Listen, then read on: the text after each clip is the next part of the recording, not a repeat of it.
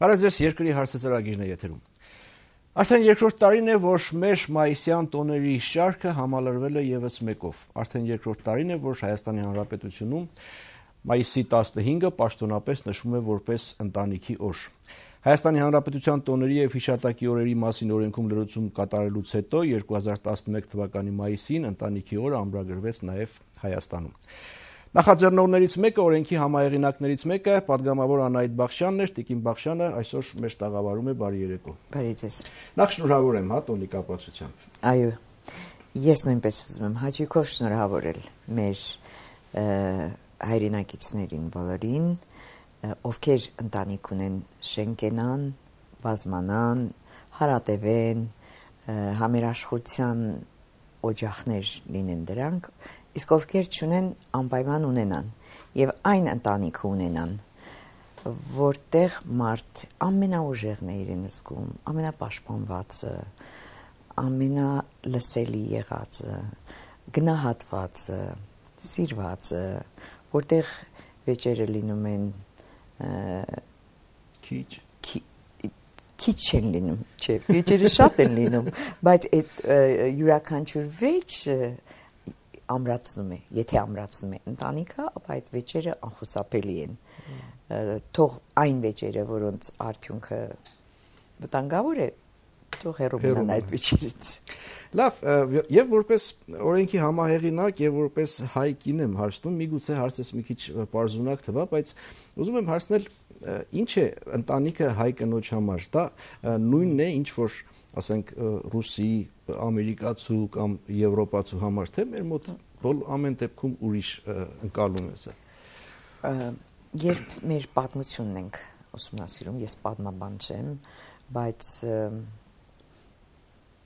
տարբեր, ասենք, դասականներին, մեր պատմության վերաբերյալ դասականներին կարդացել եմ, տեսել եմ, որ մեր պատմության մեջ տարբեր ժամանակներ հասարակարգերում իշխանությունները ինչպիսի սխալներ են թույլ տվել, բայց մեր ազգը հարատևել է եւ գաղտնիքը մեր ընտանիքի մեջ է։ Սա ես հայտնագործություն չեմ անում, ամեն մարդ գիտի եւ ամեն մարդ ասում է նրան։ Մեր ընտանիքը իսկապես այն արժեքն է, որ մեր գենետիկայի հրամայական նով է ստեղծվում։ Մենք ընտանիքով ենք ուժեղ, ընտանիքն է իսկապես հասարակության հիմքը եւ ընտանիքում է, որ պիտի ձևավորվի այն մարդը, այն քաղաքացին, ով այդպիսի ընտանիք պիտի ստեղծի, որի վրա պետությունը պիտի կառուցի իր ամեն ինչը։ Դուք գնացիք դեպի պատմություն, դեպի դասականներ, հա, նաև մանկավարժ որպես հիշեցնեմ, Մուրացյանն ասում էր ազգերի գոյությունը ընտանիքի մեջ է, զորավոր է այն ազգը, որ ունի զորավոր ընտանիք։ Մեծ հաշվով, եթե վերցնենք այսօր մեր իրավիճակը, հայ ընտանիքը զորավոր է ավելի շատ, թե ճգնաժամային, կոնֆլիկտային, չգիտեմ, պրոբլեմատիկ, նևրոտիկ եւ այլն եւ այլն։ Լիովին համաձայնելով Մուրացյանի հետ, որ ուժեղ ընտանիքը, ուժեղ հզոր պետության հիմքն է։ Դե ես չեմ ասի, ծիծաղելի կլինի, եթե ես ասեմ, մենք ունենք այսօր հզոր պետություն, հետևաբար հզոր ընտանիք։ Այո, մեր ընտանիքը այսօր հզոր չէ, հետևաբար պետությունն էլ հզոր չէ։ Այսօր մեր պետությունը, մեր պետականությունը եւ իշխանությունը հատկապես պարզապես ձեռքերը լվացել է ընտանիքը զորացնելու, ընտանիքին ամրացնելու եւ ընդհանրապես մարդուն քաղաքացուն այնպիսի պաշտպանված լինելու զգացողություն տալու, որ ինքը ոչ միայն իր ընտանիքը պաշտպանի, իր ընտանիքի համար աշխատի, այլ սրտանց աշխատի իր պետականության զորացման համար։ Ամեն ընտանիքում այսօր խոսքը 10%-ի մասին չէ, մնացածի մասին կա օրվա հացը լուծելու խնդիր, աշխատանքի խնդիր, սոցիալական, կենցաղային, ինչքան ասես խնդիրներ ունեն մարդիկ եւ դրա տակ կքած ընտանիքներում կարող են լինել տարբեր անցանկալի զրույցներ, խոսակցություններ, վեճեր, եւ այսօրվա արդյունքում կոնֆլիկտներ եւ արդյունքում ամուսնալուծությունների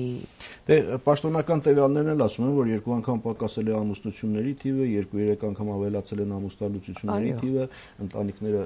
կարելի ասել թուլացել են, շատացել են ամուսնալուծությունները։ Պատճառները դուք արդեն նշեցիք, բայց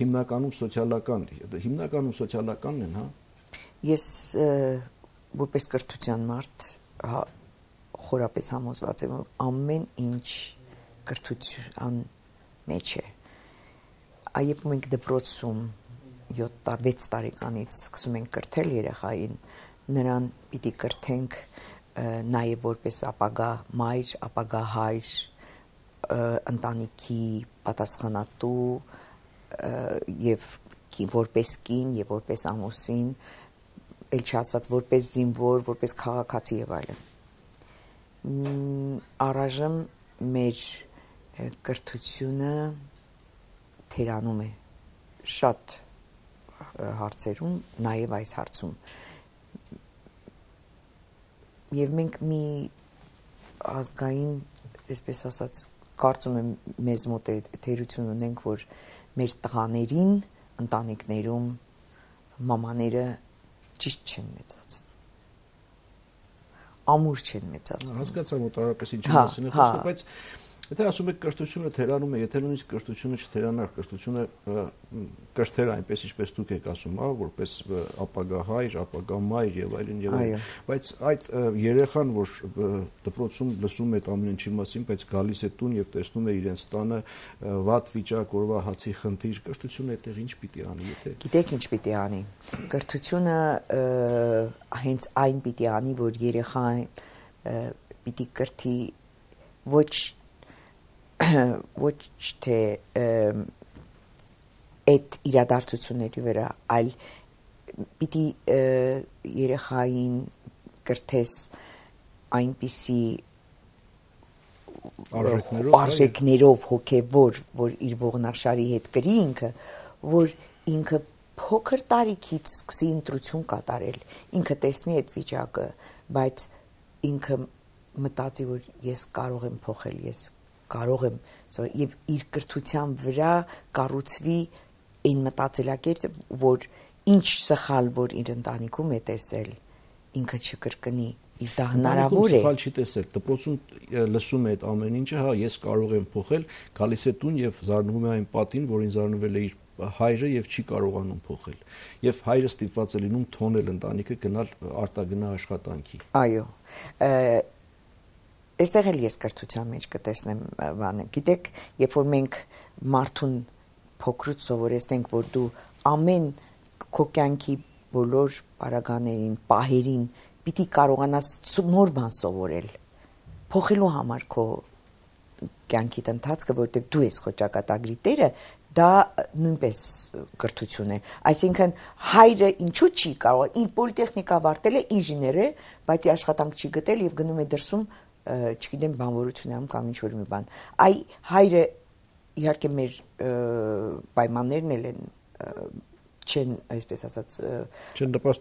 նպաստում, այո, որպեսզի այդ մարդը արագ կողմնորոշվի, ասի գնամ, լավ, այս չեղավ, գնամ այս մի բանը սովորեմ 3 ամիս, 4 ամիս, իսկ շարունակական կրթություն,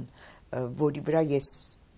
այս 5 տարի շատ աշխատեցի եւ էլի ծրագրեր ունեի այդ շարունակական կրթության մասին, որ մարդուն տրվեր հնարավորություն շատ արագ կողմնորոշվելու, այս չեղավ գնամ այս բանը սովորեմ, որ աշխատանք գտնեմ։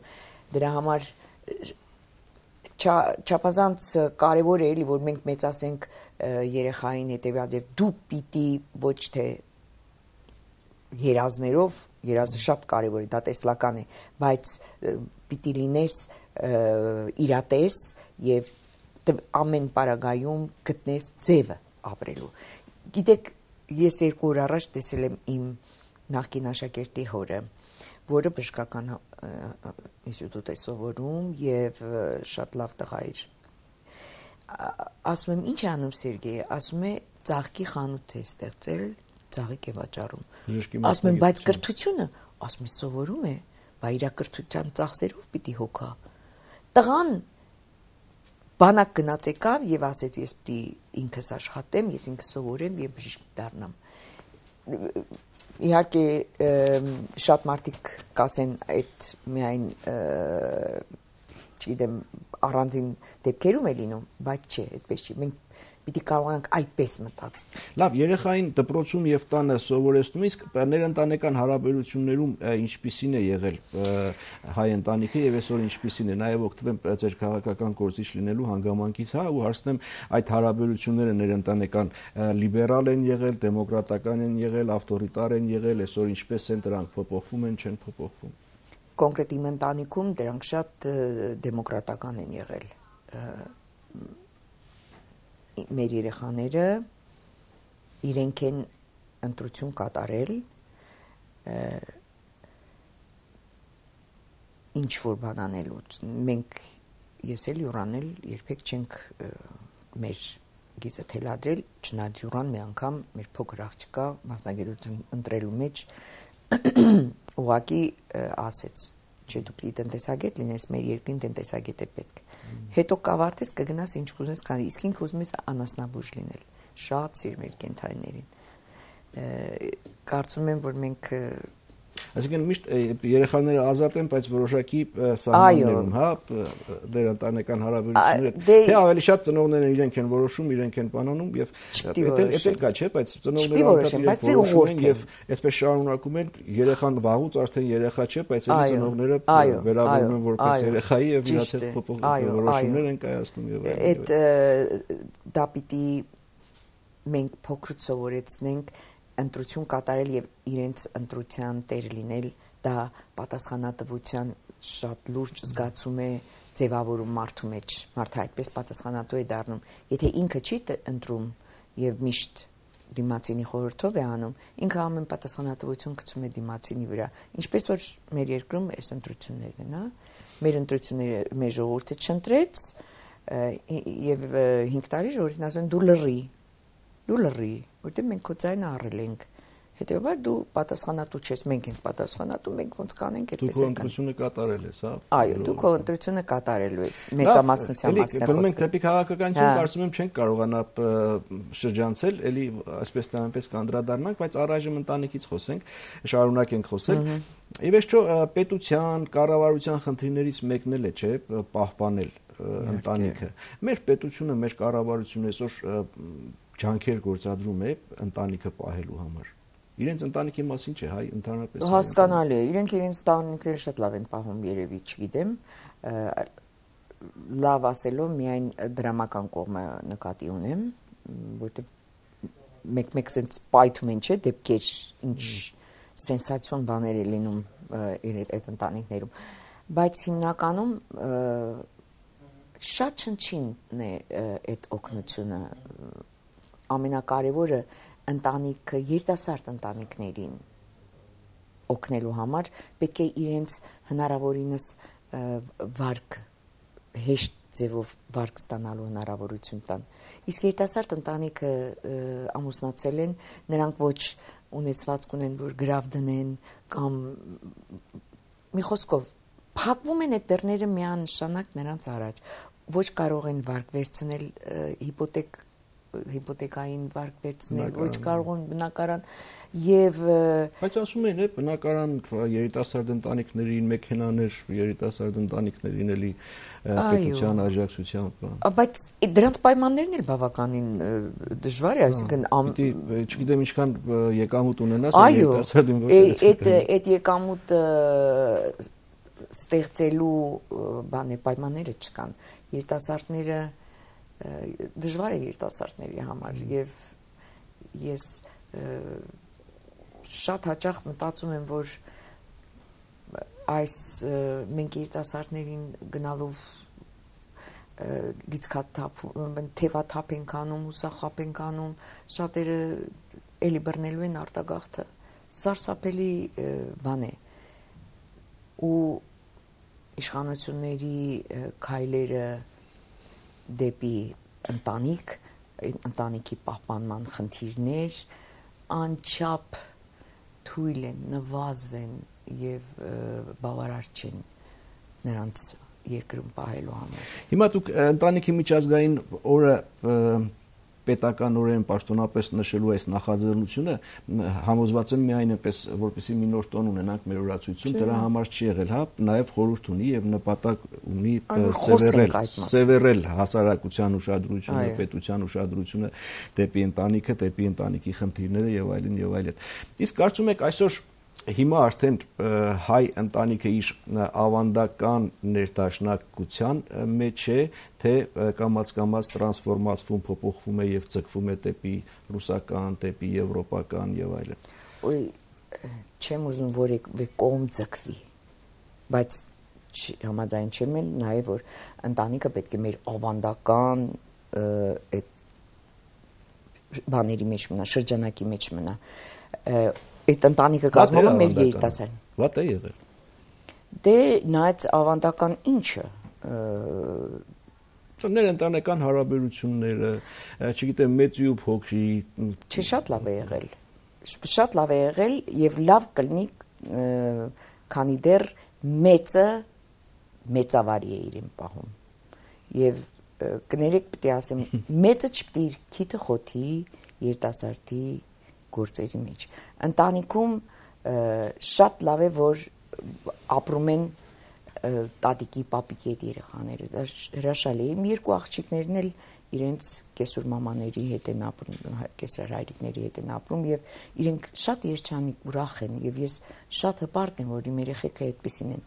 այդ ընտանիքում են մեծանում, բայց որովհետեւ այնտեղ երկու կողմն էլ տեսնում եմ իրենք գիտեն իրենց տեղը, իրենց դիրքը, իմ փեսաները շատ լավ տարբերում, բայց տեղեր կան, որ մեծը ուզում է իր տարիքը օգտագործել որպես ճիպոտ, ճնշելու համար, ոնց թե մեծ ինչ ես լսում, ոնց է, չէ,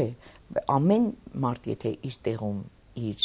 սահմանը գցի եւ չանցնի դիմացինի այսպես իրավունքների մեջ, շատ ավելի լավ կլինի, ես կողմնակից եմ դրան, բայց բոլոր դեպքերում պիտի երիտասարդները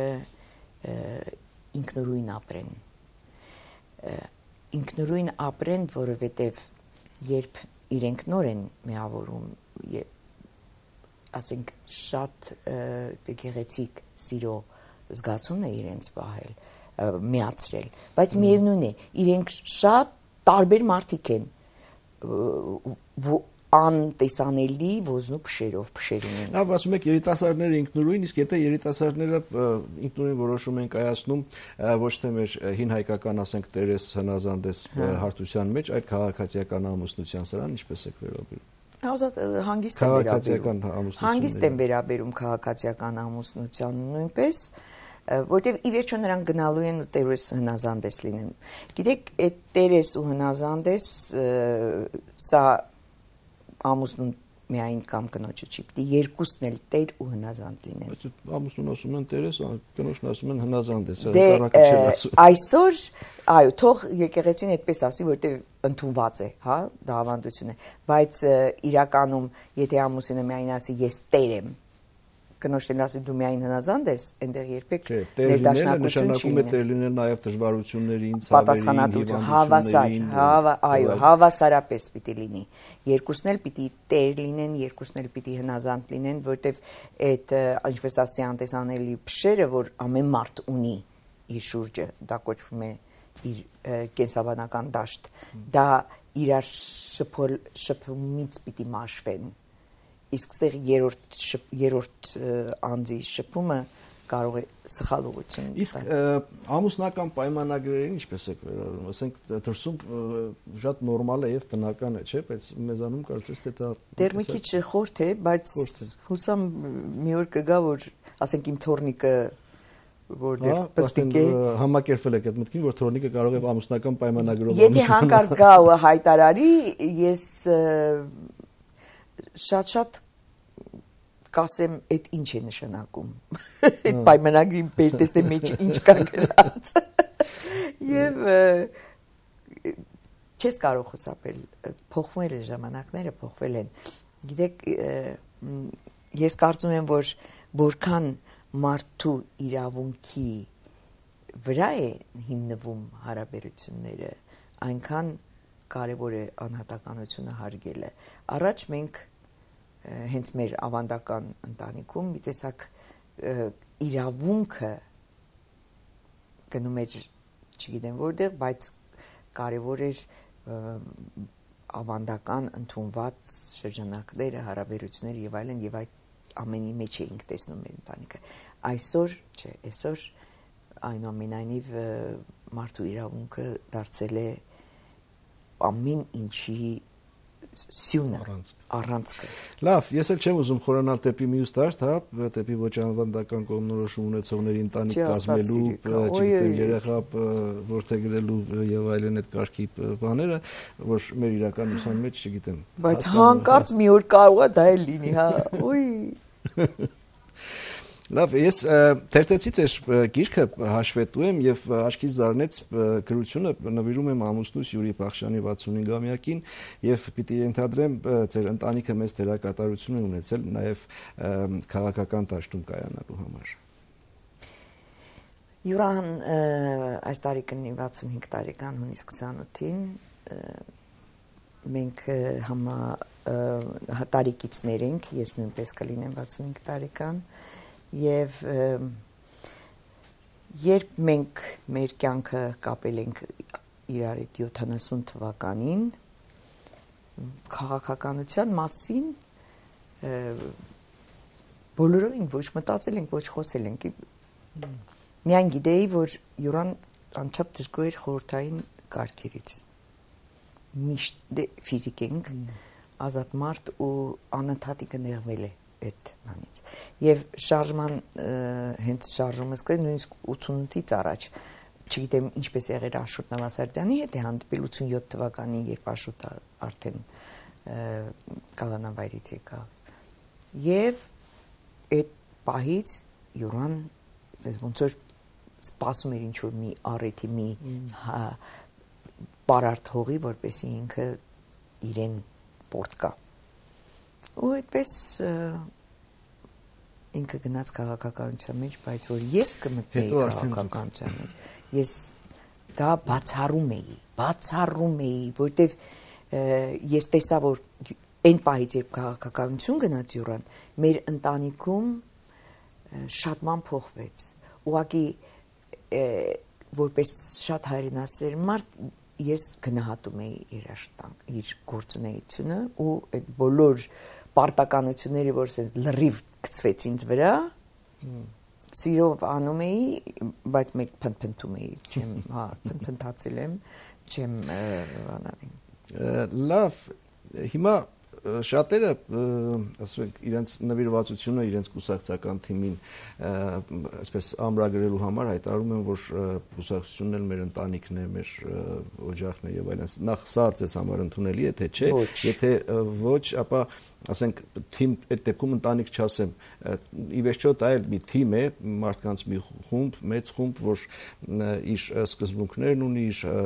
ներքին հարաբերությունները, իր ձեռագիրը, իր գործելավոճը, հիմա ձեր չասեմ մյուս ընտանիքում, քանի որ ձեզ համար ընդունելի չէ, ձեր թիմում որոշակի համալրումներ են եղել, չգիտեմ էլ դա համալրում համարել թե չէ, կարծում եք առաջիկայում այն գործելավոճը այն ձեռագիրը, որ կար դա պահպանվում է, թե արդեն ինչ-որ տարալուսվում փոխվում է։ Տեսեք, նախ ասեմ ինչու ընտանիք չի, որտեղ այս խոսակցությունը նաև մեր սեղանի շուրջ է հաճախ լինում, ոմանք ասում են մի ընտանիք, ոչ, չի կարող այս քաղաքական թիմը ընտանիքի մոդել լինել, որտեղ ընտանիքում մարդիկ իրար ընտրում են, հետո որոշում են։ Այստեղ կա առաջնորդ, նույնիսկ չեմ ասում ծրագիր բան, կա մի լիդեր եւ դու ինչ որ բան ուզում ես անել, փոխել, դու ես գնում դեպի լիդերը։ Ինքը քեզ չի ընտրում եւ մարդիկ գալիս են դեպի կուսակցություն, ոչ թե դու ես իրենց հրավիրում։ Սա ու դու չես ընտրում այդ մարդկանց։ Ու ով որ մտածում է որ ինքը այդ քաղաքականության մեջ կարող է լինելու այդ լիդերի հետ աշխատել, գալիս է ասում է ես կարող եմ աշխատել քեզ հետ։ Սա լրիվ ուրիշ սկզբունքի վրա դրված է։ Հետևաբար ընտանիքի հետ ոչ մի նմանություն չունի ինձ համար։ Ու ես միշտ հանգիստ եմ նայում բոլոր տեսակի կուսակցության մեջ առաջացած բոլոր տեսակի խոսակցություններին։ եթե ընտանիքում ամեն մի այդ խոսակցություն ցավ կարող է տալ, իսկ այնտեղ շատ հանգիստ ես նայում։ Այս մարդը եկել է, դու նրան ոչ ճանաչել ես, ես ինքս գնացել եմ, ոչ ճանաչել են, ոչ բան, հիմա եկել ենք անծանոթ, փորձում ենք իրեն։ Շատ դժվար է։ Հիմա այն ինչ որ կատարվում է մեր կուսակցության մեջ, սա նույնպես համալրվելու բան է, նպատակ ունի եւ ուժեղանալու նպատակ ունի։ Ես կարծում եմ, որ մեր հետագա գործունեությամբ կերևա։ Ես հիմա չեմ կարող ասել դա ինչքանով արդարացավ, ինչ կլինի, բայց այն, որ հիմքում այդ նպատակն է եղել եւ կոնկրետ Ռաֆֆի Հովհաննիսյանն անչափ հավատացել է դրան եւ ազատ դեմոկրատները նույնպես հավատացել են դրան ու հայտարարել են տարբեր ձևերով ու գեղեցիկ բառապաշարներով, ուրեմն իրենք ուզել են ուժեղանալ իրարով։ Տեսնենք։ Ինչքանով կստացվի։ Շնորհակալ եմ զրույցի համար։ Այսքանը երկրի հարցը ծրագիրների եթերում ես զրուցում էի ազգային ժողովի պատգամավոր Անահիտ Բախշյանի հետ։ Լավ մնացեք։